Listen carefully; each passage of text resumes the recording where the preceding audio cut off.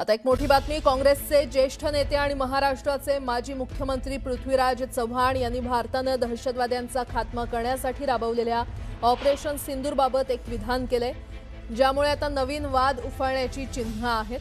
Operation सिंदूरच्या पहिल्याच दिवशी भारताला दारुण पराभवाला सामोरं जावं लागलं आणि भारतीय हवाई दल पूर्णपणे ठप्प होतं, असं पृथ्वीराज चव्हाण यांनी म्हटल्याचं समोर आलंय.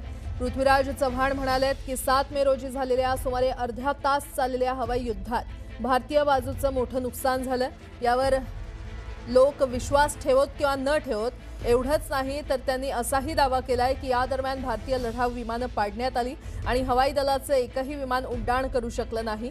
तर भारतीय जनता पक्षानं चव्हाण यांच्या विधानावर तीव्र टीका केली आहे. भाजपनं म्हटलंय की काँग्रेस पक्ष भारतीय सशस्त्र दलांचा तिरस्कार करतो आणि सैन्याचं मनोबल खचण्याचा किंवा खचवण्याचा प्रयत्न करतोय.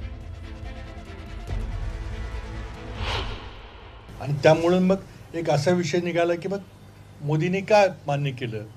पहिल्या दिवशी आपला संपूर्ण पराभव झाला. 7 तारखेला जे हवाई युद्ध अर्ध्या तासात झालं त्यामध्ये आपला टोटल पराभव झाला, हे कोणी मान्य करो वगैरे न करो. आणि त्यामुळे त्या दिवशी भारताची जी विमानं पाडली त्या दिवशी सगळा भारताचा एअरफोर्स हा ग्राउंड झाला आणि त्यानंतर एकही विमान उडलं नाही.